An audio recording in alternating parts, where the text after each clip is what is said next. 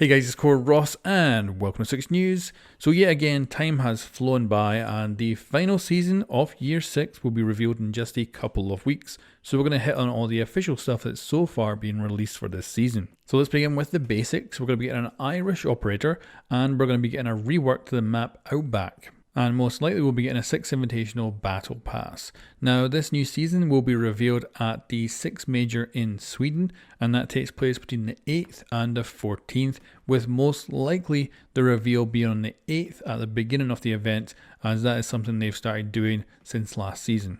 And officially we do have a bit more information than normally going into this next season, because we do know that this operator is called Thorn due to a dev AMA earlier this year, which revealed that this new operator was coming with a new weapon of some sort. Now that could be the main gadget, maybe it shoots something, or it could be that we're actually getting some new guns.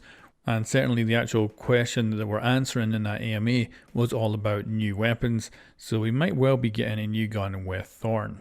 It's also possible that Thorn is an internal code name, so we could end up with a proper name when they get released, but we'll wait and see. However, the new operator may not be the star of the show, because Season 4 might bring us some of the biggest gameplay changes that Siege has ever seen. And these were all teased at the beginning of the year with the Year 6 roadmap reveal and what the developers were aspiring to do with Siege. So first of all, there is the ability to actually drive your drone when you're dead. That has been tested on the test server, and as far as we know it is still coming. It might well hit with Season 4.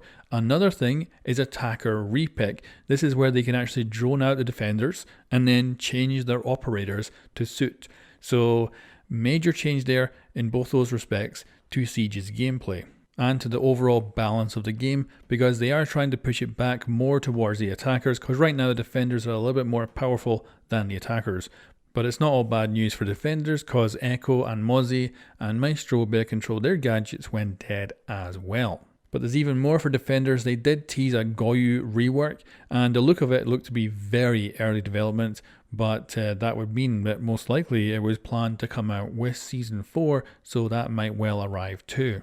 There's also a bunch of other stuff that they showed off at the Year 6 reveal, which may or may not actually make it for this season. So there's tiny things like they want to make the installation size of Siege tiny. And the way they plan to do that is to have all the cosmetics actually streamed over to you in a game rather than having it all installed at the time, so that PC and console installation size will be far, far smaller. There's also the reputation system, which was promised in Year 5 and then in Year 6, which I think will probably then be promised in Year 7, but we'll see. Another thing is elite customization. Right now it's Phase 1. We might get Phase 2, which would mean customizable player cards and stuff like that for the elites, and everything being just independent of each other, which would be awesome. And that would also open up more cosmetic options like player cards to come in with potentially Season 4. There's also the bulletproof camera rework, which I think is like V3 at this point, which will be defenders can use it when dead, and it will fire an EMP dart to disable stuff like drones. Again, that was tested on the test server, so it is probably coming at some point. So maybe Season 4 again will be for that. Now there's two other things that are huge if they do indeed come with Season 4, and that is a rework to ranked and to matchmaking in general to make the game fairer. Now, I had my doubts about this when I did my reaction video to it all at the beginning of this year, but if they pull it off and we bring in a whole new rank system and a new matchmaking system, I will certainly be interested to see how they balance it out. And certainly right now, anything would be better than the current system, which is just purely based on wins and losses. So in ranked, of course, you go up as you win, you go down as you lose. And in casual, you go up the casual rankings. It's all behind the scenes, but you go up as you win and you go down as you lose. So if you want easier games in casual, you just simply lose every single game. So a system that actually brought in different aspects of the game to balance out the matchmaking would be very good. But we'll have to see if they do that, and if they do indeed manage to put it out for Season 4. And then let's move on to other stuff. So of course there's going to be a battle pass. That will probably be a 6 invitational battle pass, so a road to SI type thing.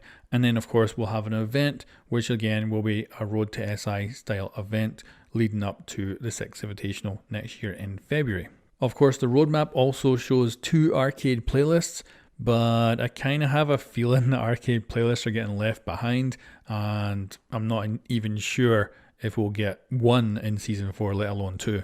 But that's it, guys. That's all the official information we have for Season 4. Of course, there is leaks, but you got to take a grain of salt with all that, because the leaks right now have been pretty unreliable, like all the black ice skins that were going to show up and stuff.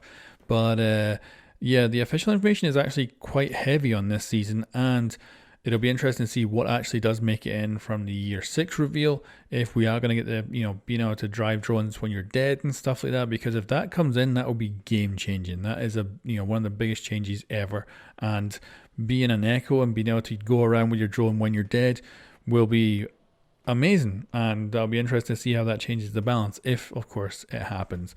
But anyway, guys, let me know in the comments below what you want from Season 4 that would be game-changing for you. And of course, if you're not playing Siege anymore, what would bring you back? Anyway, guys, thanks for watching, and I'll catch you next time.